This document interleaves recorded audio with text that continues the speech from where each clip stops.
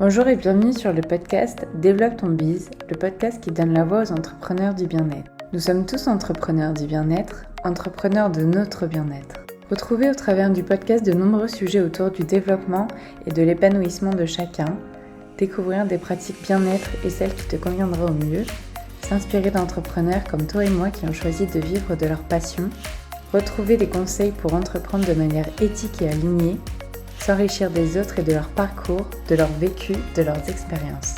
J'ai le plaisir d'accueillir cette semaine Sandra et Sébastien du compte Instagram Somasoa et de tout l'univers Somasoa, avec qui on va parler de leur reconversion, notamment la reconversion Sébastien d'ingénieur à sa nouvelle structure autour de Somasoa, du parcours de Sandra, de faire mieux pour les autres par rapport à ce qu'on a fait pour elle, de l'importance de ne pas être maltraité, de développer sa spiritualité ou encore d'ouvrir le champ des possibles, même si la peur fait partie de l'aventure, ou encore de trouver son équilibre en tant que couple, en tant que personne, au sein de l'entreprise qu'ils ont créée.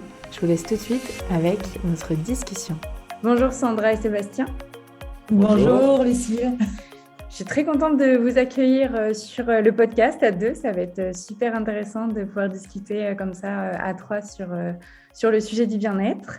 On est très content aussi d'être avec toi et de partager tout ça avec toutes les personnes qui vont écouter le podcast. Est-ce que vous pourriez, dans un premier temps, vous présenter la manière dont vous souhaitez? Vraiment en quelques mots, chacun à votre tour. Je te laisse commencer. Je commence. Bon, alors je suis Sébastien, j'ai 39 ans et j'ai cofondé Somaso avec Sandra. Mais avant ça, j'étais ingénieur dans l'aérospatiale, responsable projet pendant plusieurs années.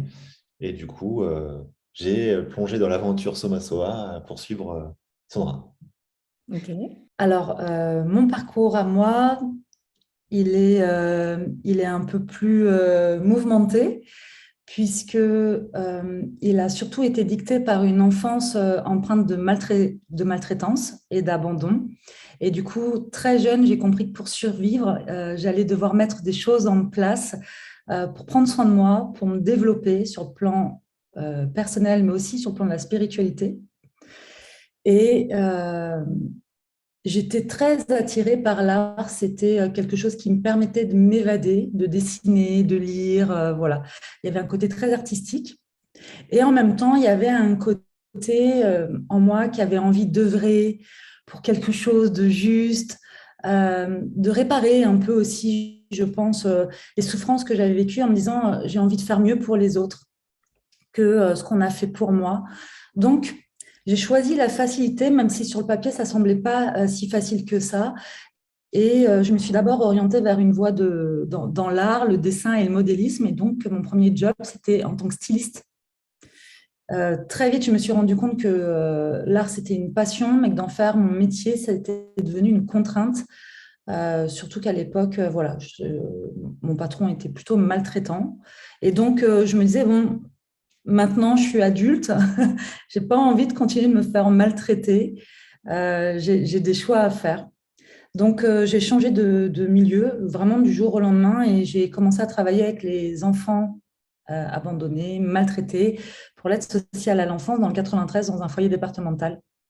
Et j'ai travaillé dans le social pendant 13 ans avec les enfants, ensuite avec les ados, puis après avec les personnes sans domicile fixe.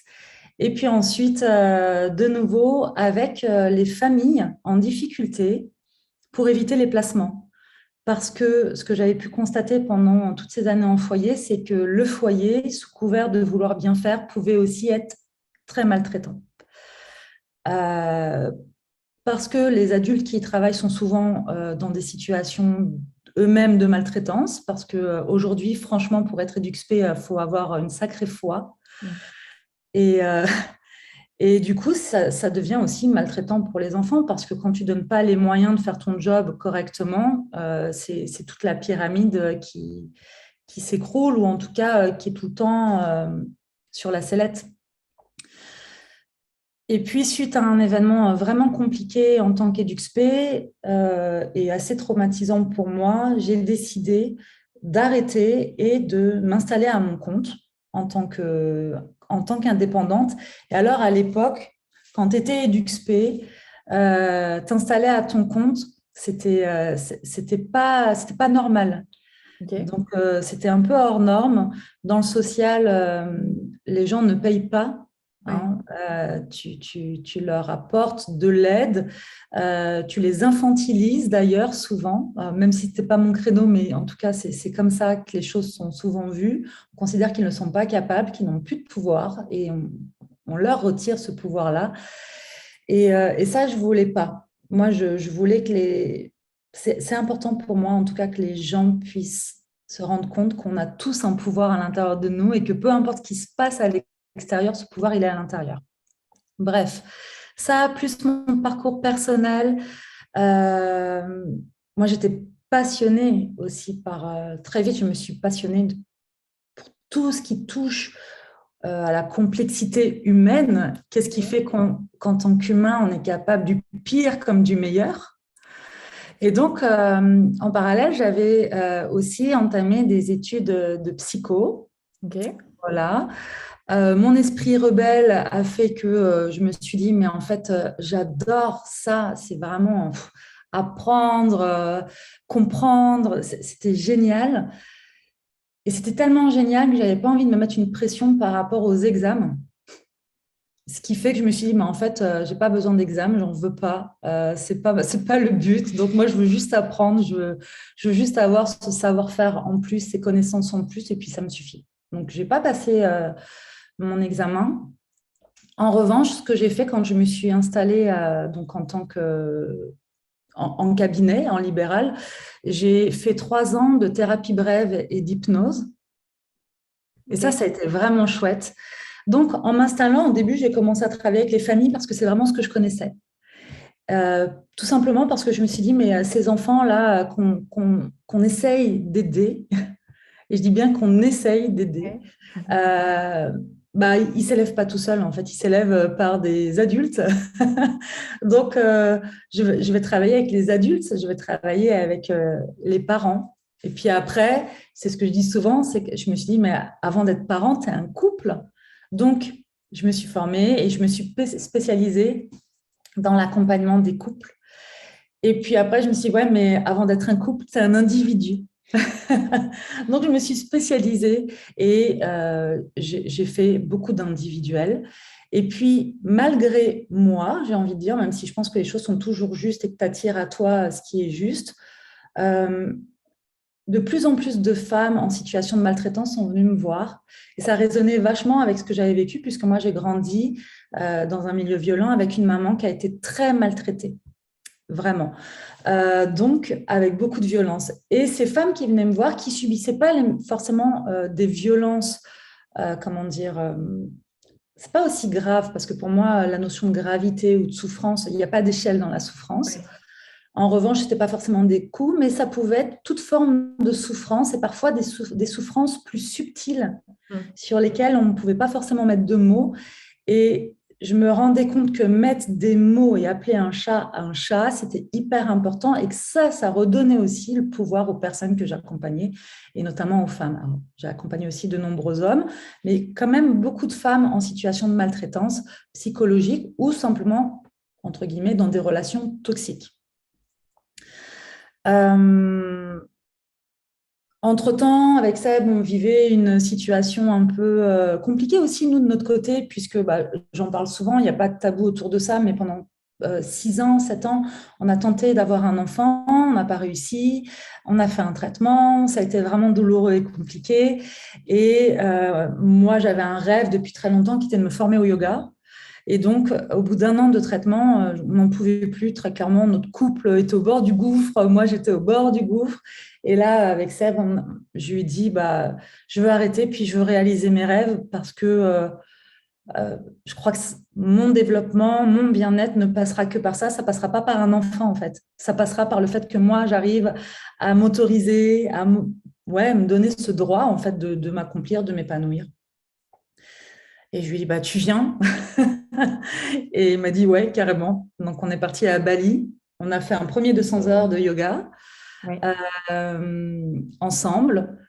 Et puis, pendant ce 200 heures, j'ai dit à Seb, mais tu sais, moi, ça fait des années que je transmets des choses que j'enseigne, je transmets mes connaissances, mon savoir, ça change des vies, ça fait la différence. Je le sais parce que ça a changé la mienne, parce que en avançant sur ce chemin de la connaissance de soi, parce qu'apprendre à me connaître m'a vraiment sauvé la vie, très clairement, et je n'abuse pas quand je dis ça, parce que j'en parle jamais d'ailleurs de ça, mais moi j'ai vraiment eu un parcours chaotique même au début de ma vie d'adulte, parce que j'ai fait une première dépression et que, comme souvent, et puis encore plus à cette époque-là, parce que j'ai 42 ans, donc à cette époque-là, quand tu n'allais pas bien, tu allais chez ton médecin qui t'orientait vers un psy et qui ne se posait pas la question, qui te faisait une ordonnance de Prozac, point barre en fait.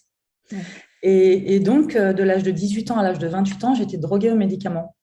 Et comme j'étais droguée aux médicaments, je ne faisais pas ce travail, si tu veux, d'acceptation de mes émotions et de ce que je pouvais vivre et ressentir, puisque dès que ça n'allait pas ou dès que je ressentais la moindre chose, hop, je prenais des médicaments, puis je ne sentais plus rien, en fait. Je ne sentais plus rien, mais ça me détruisait, je n'étais pas épanouie. Donc, c'est aussi pour ça que c'était important pour moi de m'épanouir. Donc, j'ai avancé sur ce chemin de la connaissance de soi. À 28 ans, j'ai commencé à me dire, ah, en fait, je suis triste, mais c'est OK. Je suis en colère, c'est OK. En fait, je ne vais pas mourir parce que je suis triste, parce que je suis en colère, parce que je pleure, parce qu'on me quitte, parce que je quitte, enfin, toutes ces choses-là. Ça, c'était la première chose. Et aussi, je me suis dit, mais en fait, je suis en train d'avancer sur le chemin de la résilience.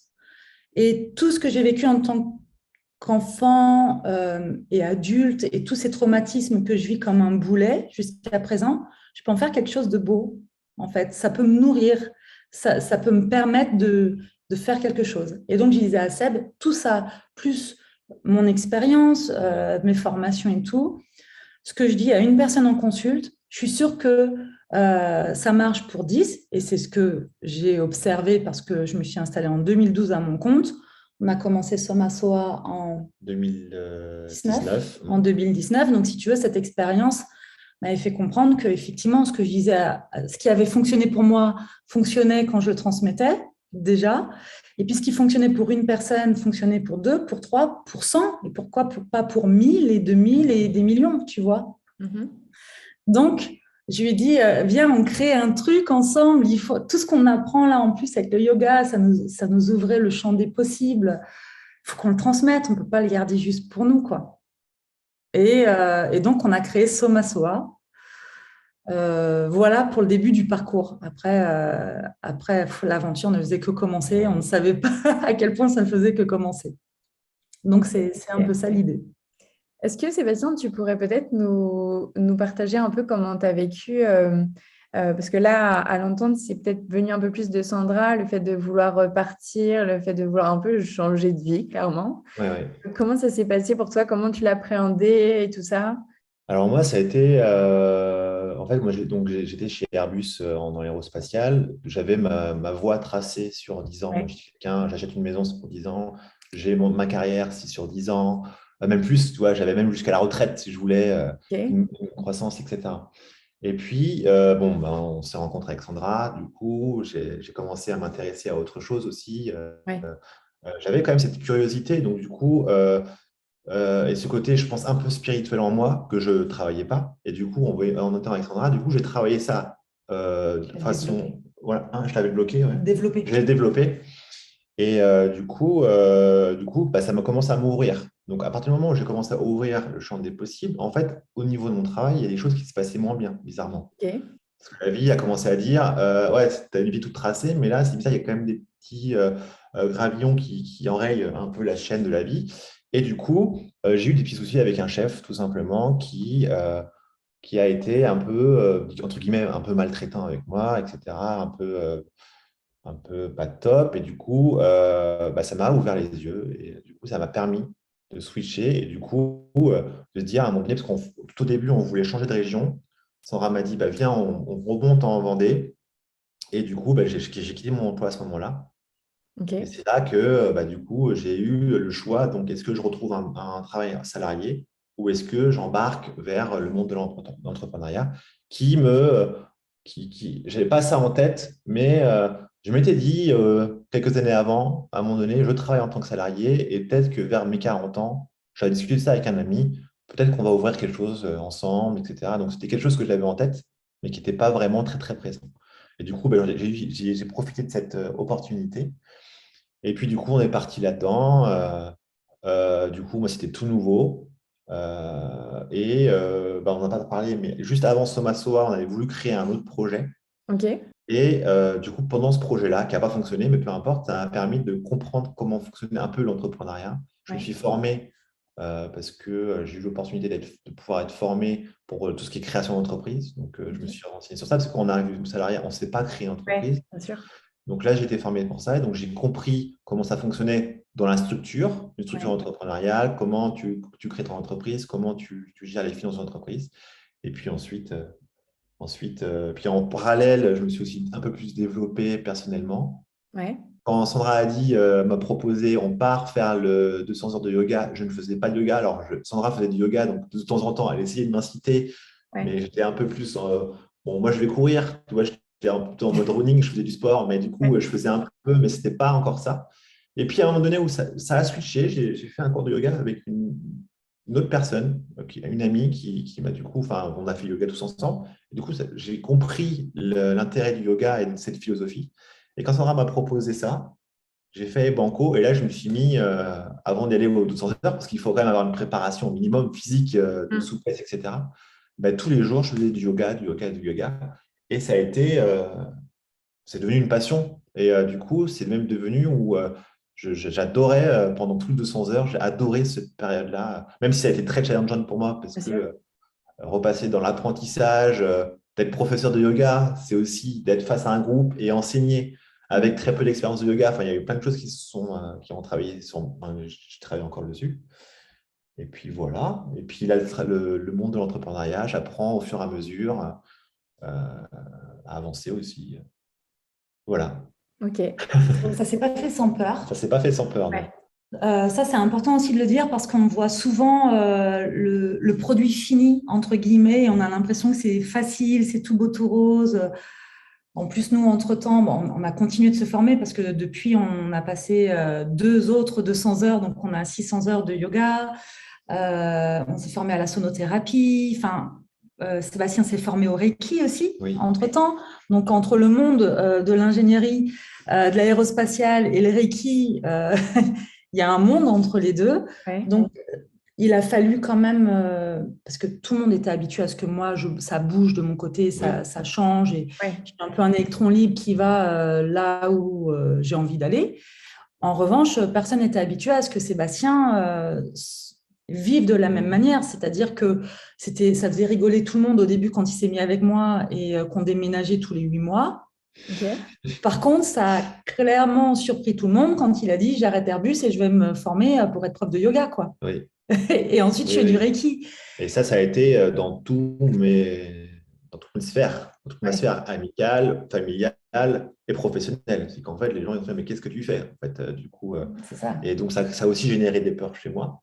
Mais du coup, parce que, voilà, ça Ça fait a que généré cheminer. des peurs. Ce que ça a aussi occasionné, c'est, tu sais, quand tu as une part de toi qui vibre quelque chose parce que tu te sens attiré par quelque chose, mais tu as quand même ton mental qui dit waouh, what the fuck, qu'est-ce que Ouais. tu fais, gars? La perception. Euh, c'est Mm. ça, Mm, ta petite voix intérieure. Il y a aussi des loyautés familiales. Enfin, il y a tout ce qu'on t'a inculqué et qui est inscrit en toi comme une norme. mm, Donc, ça demande beaucoup de résilience, beaucoup d'écoute de soi, beaucoup de connaissance de soi, que de se dire, est-ce que ce que je fais là, c'est bon et juste pour moi? Donc, ça nous a demandé aussi à tous les deux de faire avec tout ça, avec tout ce mouvement, ce changement. Ça nous a demandé aussi de trouver chacun nos places, Bien sûr. tu vois, parce qu'on est un couple avant d'être mm, cofondateur de Somasoa. Et ça, c'est important de ne pas l'oublier parce que c'est notre base, c'est notre socle, ça. mm, Voilà, donc c'est une merveilleuse aventure qui est empreinte de challenges et de moments difficiles aussi parfois. Parce que pour chaque moment heureux et pour chaque moment de joie, tu as l'autre côté de la pièce qui est challengeante, mm, parfois plus ou moins difficile en fonction du degré. C'est de moins en moins difficile parce qu'aujourd'hui, on apprend aussi à se laisser traverser par les mm, événements sans que ça nous accroche, mais voilà, c'est aussi une réalité d'entrepreneur, Mm. peu importe le milieu dans lequel on entreprend. Mm. Ouais. Et donc, vous êtes allé vraiment de base à Bali pour vous former au yoga.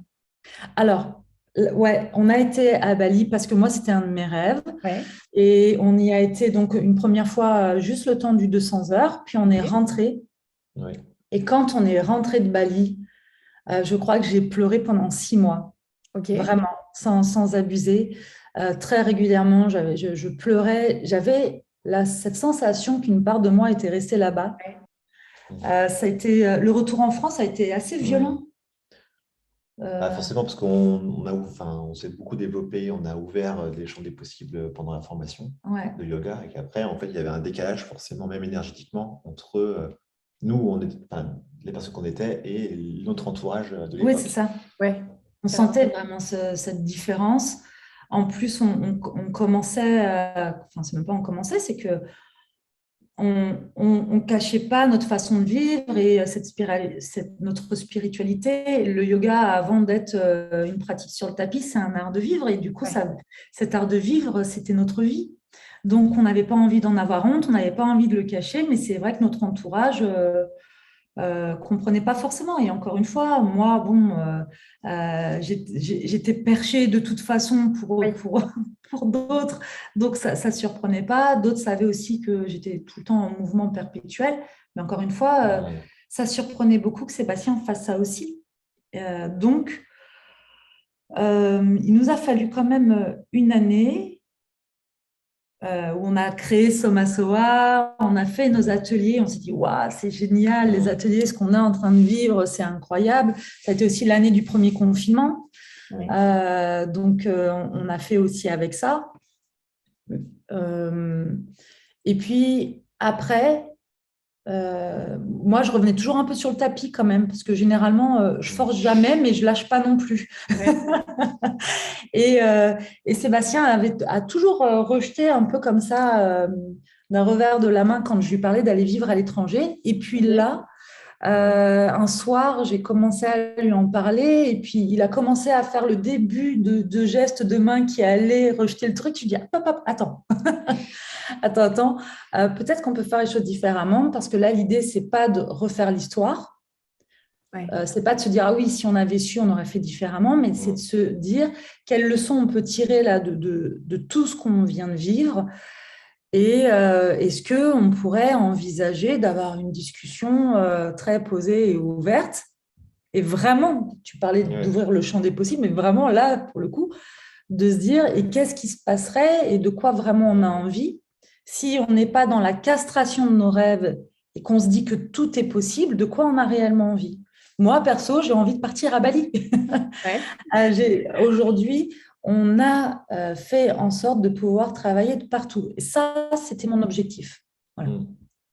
Ma liberté est très importante et je veux pouvoir me sentir libre d'être dans un lieu ou d'être dans 1000 lieux, en fait. Mm. Et on a eu cette discussion le soir, on s'est endormi là-dessus. C'était vraiment une discussion riche dans laquelle on s'est senti bien. Et le lendemain matin, Seb s'est réveillé en me disant, tu sais quoi, j'ai réfléchi. OK, si on vend la maison et tout, parce qu'on était propriétaire, eh bien, partons à Bali. Et là, je lui dis, bah, OK. Dans la journée, la maison était en vente. Mm. Et une semaine après, on avait des acheteurs. Et 3 mois après, on partait pour Bali. Mm. Donc, on a tout vendu, hormis quelques livres. Enfin, voilà. Il doit être Sinon, quelques cartons. ouais. Ouais. Non, on a tout vendu, maison, voiture. Et on s'est retrouvés avec nos 4 valises pour partir à Bali. Tout tenait là-dedans. Et voilà, et on est resté à Bali pendant 8 mois. Et, euh, et on a construit Holistique pendant toute cette période-là, notre formation en Mm. ligne, qui est un peu notre grimoire magique de toutes les connaissances, de tout le savoir-faire qu'on a acquis et qu'on aurait rêvé d'avoir, nous. Tout ça, on transmet. Donc voilà, et on a fait un premier lancement pour la formation holistique à Bali et on continue aujourd'hui là-dedans. On en reparlera peut-être plus tard. Yes.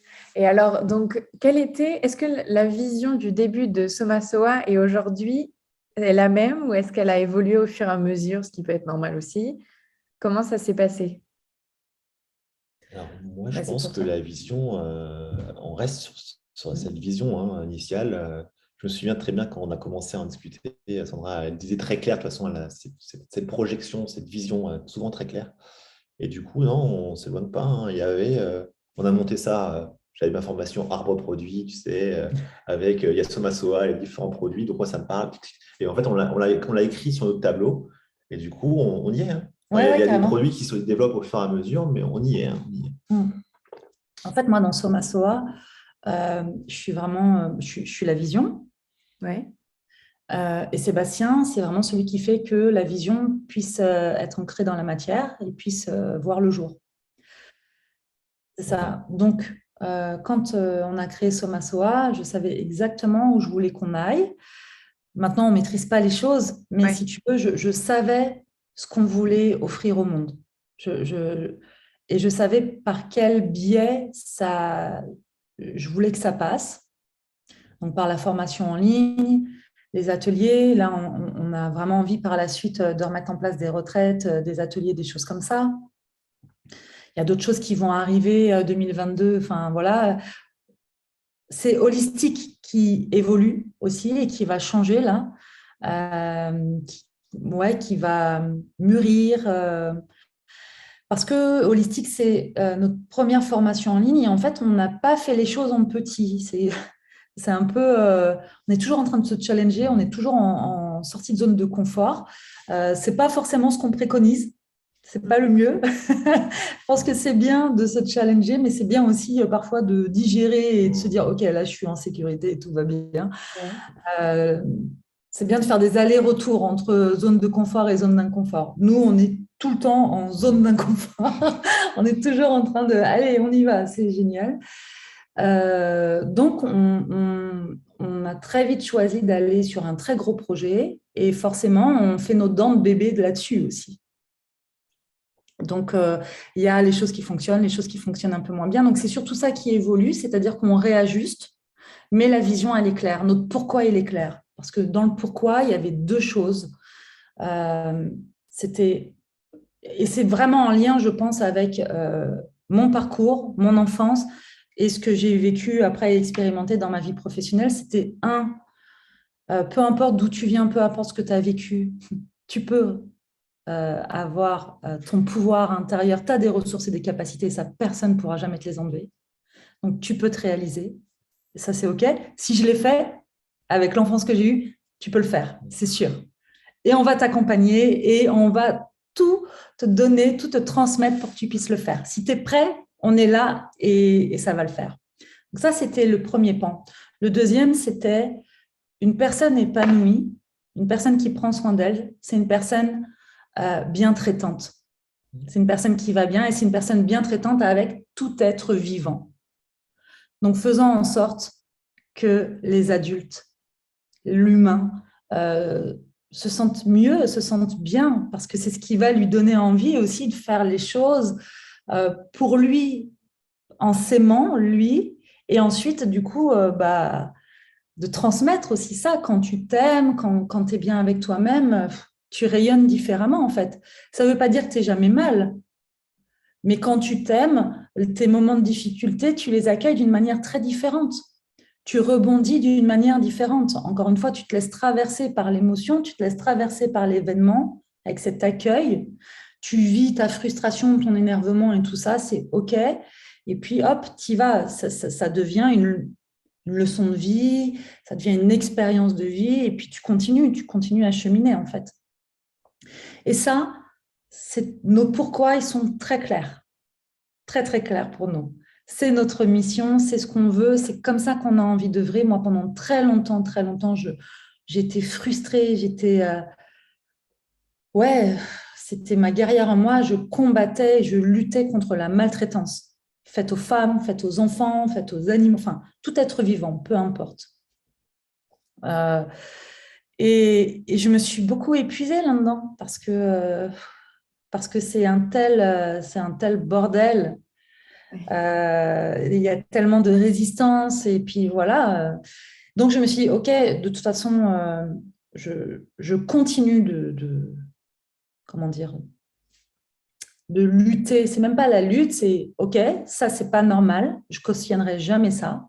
Par contre, très concrètement, qu'est-ce que nous, on peut faire à un autre niveau pour œuvrer pour? Qu'est-ce qu'on peut bouger? Qu'est-ce qu'on peut changer? Qu'est-ce qu'on peut apporter à ce monde, en fait? En changeant notre monde intérieur, c'est génial, OK, c'est super, mais comment on contribue maintenant? Et Soma Soa et la formation holistique et tout ce qu'on a envie de proposer et tout ce qu'on offre, c'est ça, on a un art de vivre et venez, on vous embarque avec nous dans cet art de vivre, en fait. Et oui, on réalise nos rêves. Et viens, on va t'aider, on va t'accompagner pour que tu puisses toi aussi réaliser les tiens. Ton rêve n'est pas forcément le même que le nôtre. Pour être heureux, pour s'épanouir, tu n'as pas besoin de partir à l'autre bout du monde. Nous, c'était notre rêve. Euh, le rêve de d'autres personnes, c'est juste d'apprendre à dire non, ou de changer de boulot, enfin, voilà, ou peut-être de rien changer. Peut-être de rien changer et juste d'être dans une acceptation aussi des choses telles qu'elles sont. Donc, ça, c'est vraiment ce qui nous anime, vraiment. Et alors, est-ce que vous pourriez présenter peut-être la formation holistique, comment elle est née, ce que ça regroupe par rapport à votre vision de Soma Soa? Oui, ouais, carrément, avec plaisir. Alors, juste petit, petit aparté, moi, je sors là d'une semaine assez particulière puisque régulièrement avec Sébastien, on vit ensemble, on travaille ensemble, on est tout le temps ensemble. Donc régulièrement, on se prend des jours où on est séparés pour se retrouver dans notre individualité, pour recréer de l'espace. Faire l'introspection. Voilà, pour être vraiment dans cette introspection. Et là, j'en avais vraiment besoin. Donc pendant une semaine, l'idée, c'était d'être dans ces espaces-là individuels. Et moi, je sentais que j'avais besoin de créer du vide, du silence, d'être dans ma solitude pour me recharger les batteries et puis aussi me réalimenter ma créativité. Parce que ça, c'est très important pour moi, d'être inspirée par ma vie pour inspirer. Je ne sais pas faire semblant. Donc, si moi, ma vie ne m'inspire plus, voilà, je ne vais pas faire semblant de l'être, ça c'est sûr. Et en fait, la vie en a décidé tout autrement, c'est-à-dire que j'ai été challengée à un niveau assez incroyable. Autant au début, on peut se dire, oh, c'est rigolo, c'est le hasard. Et en fait, non, c'est-à-dire que chaque jour, j'ai eu l'impression de passer un rite de passage, vraiment. Il y a eu un rite de passage. Alors, ça a commencé de façon un peu, même si moi j'en ai très peur, mais ce n'était pas très grave. Ça a commencé par le cafard qui tombe du plafond. Je change de lieu, j'arrive dans un hôtel. Dans cet hôtel, il y a un couple qui se bat avec beaucoup de violence. Donc, ça me renvoie directement à ce que j'ai vécu. Bref, tous les jours, il y a eu un truc jusqu'à ce qu'on tombe. Voilà, on assiste à un accident très, très grave d'un monsieur qui se fait percuter juste à côté de nous. Enfin, vraiment, et tous les jours, comme ça. Et je comprends, en fait, à ce moment-là, que ce que je ressentais dans le changement et le shift là qui allait se produire, ça y est, j'y étais. Mais que pour passer à l'étape d'après, quelque chose, alors moi je dis la vie, mais quelque chose, en tout cas, venez vérifier si mes fondations étaient solides. Sont assez solides pour passer à l'étape d'après. Okay. Très clairement. Et c'est vraiment ce qui s'est passé. Donc, holistique va aussi évoluer en fonction de toutes ces leçons-là qu'on a. À la base, holistique, c'est 9 modules. 9 modules qui permettent de cheminer sur le chemin de la connaissance de soi et de la résilience. Pour, au bout, être très puissamment reconnecté à sa nature profonde, à sa puissance intérieure. Parce qu'on est convaincu que c'est en changeant ton monde intérieur que tu vas pouvoir changer ton monde extérieur et que le regard que tu portes sur toi, c'est le regard que tu portes sur le monde qui t'entoure. Voilà. Donc, c'est 9 modules. Ces 9 modules, donc, premier module, le mindset. Ensuite, estime de soi, confiance en soi, ego, stress, respiration, intuition, l'intuition, bien démarrer la journée et le sommeil. Et le sommeil.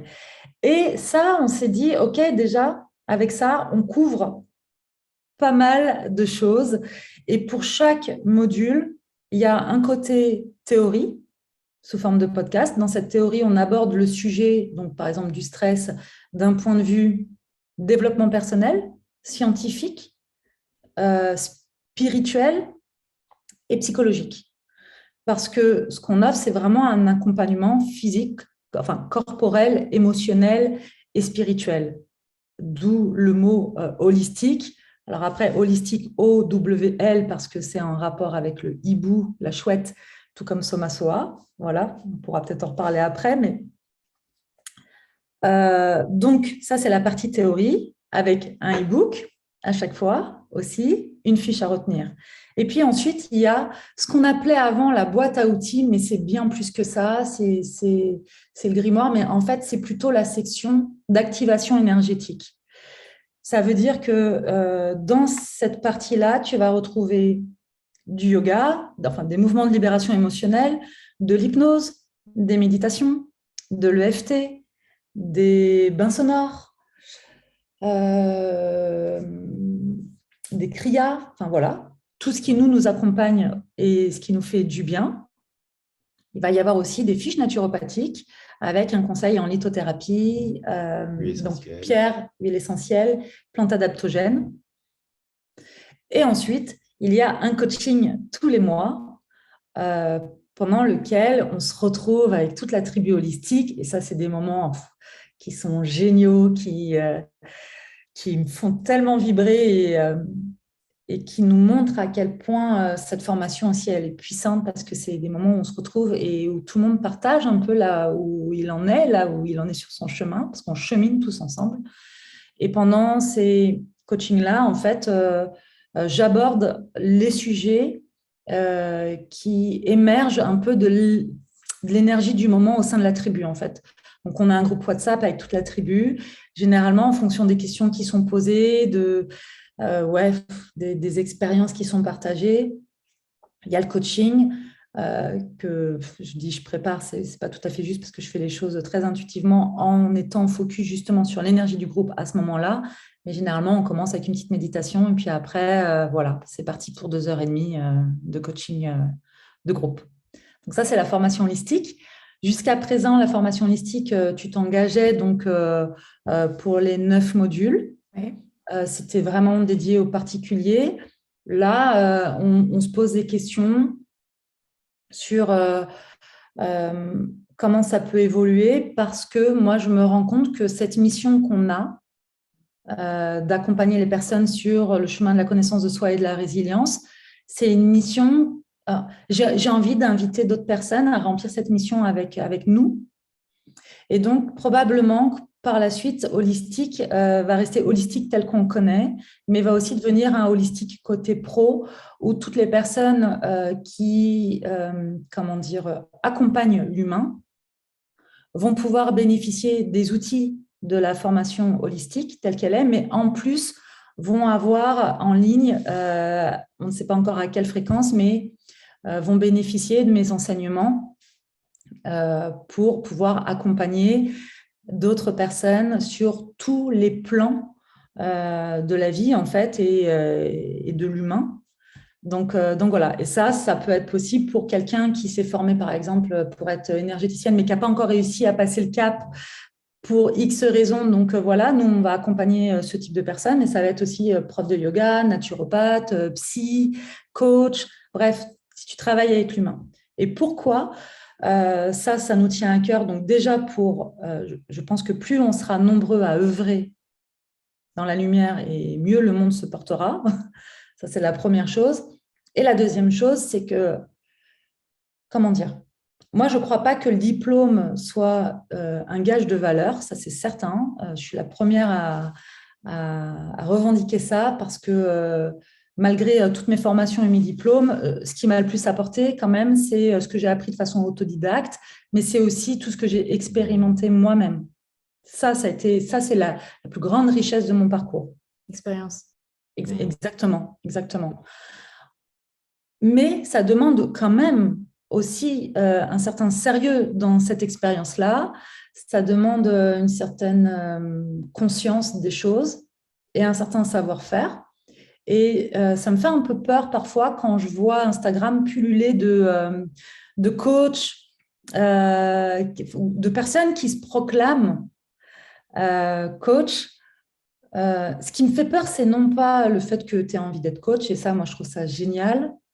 Par contre, une communauté de je ne sais combien de cas ne fait de personne un bon coach. Ça se passe à un autre niveau. Et tout comme un diplôme ne fait pas de quelqu'un un bon coach non plus. C'est juste que toutes les retraites qu'on voit émerger, tous les accompagnements qu'on voit émerger, c'est génial. OK. Mais si tu es confronté à quelqu'un qui te décompense pendant ton accompagnement, pendant ta retraite, qu'est-ce que tu fais? Est-ce que tu sais ce qui se passe et comment tu peux agir et accompagner cette personne-là? Parce que quand on accompagne l'humain, eh ben, il y a toutes les fois où ça se passe bien et c'est génial, mais il y a toutes les fois aussi où on vient toucher à des traumas, on vient faire bouger des choses, et c'est même pas nous qui le faisons bouger, mais la personne, quand elle s'inscrit dans ce processus de transformation et de changement, elle vient faire bouger des choses en elle. Et sur le plan de l'éthique, je crois que c'est vraiment important de se dire que nous, en tant que professionnels, en tant qu'accompagnants ou en tant que guide, peu importe comment on se place, on a ce qu'il faut dans nos bagages, là, ou à l'intérieur de nous, pour soutenir un espace bienveillant, oui, mais aussi sécurisant pour ces personnes qui nous font confiance. Et c'est ça aussi que j'ai envie de transmettre. C'est quoi ta posture en tant que professionnel, en tant qu'accompagnant? Comment tu prends soin des autres? Oui, OK. Comment tu prends aussi soin de toi? Parce que ça, on a tendance à l'oublier. Et comment tu te prépares en fait, pour accompagner les personnes. Donc voilà, ça c'est vraiment, à mon avis, dans le sens où on va avec Holistic, c'est la vision qu'on réajuste un petit peu pour Holistic, qui sera donc toujours telle qu'on la connaît, peut-être avec quelques différences, c'est-à-dire que les coachings, c'est pour tout le monde, il n'y a plus plusieurs tribus de prévues, mais il y a une seule et unique grande tribu qu'on forme, et des coachings pour tout le monde, et ensuite un deuxième niveau pour les professionnels avec des cours en plus. Voilà. Ok. J'espère que cette première partie de discussion avec Sandra et Sébastien vous a plu autant qu'à moi, que vous aurez appris à mieux les connaître, à comprendre leur parcours, à comprendre qu'on peut tous changer de vie du jour au lendemain. Si le podcast vous a plu, n'hésitez pas à l'aimer, à le partager à votre entourage, à le partager sur les réseaux sociaux. En attendant, on se retrouve dès la semaine prochaine avec la seconde partie de notre discussion.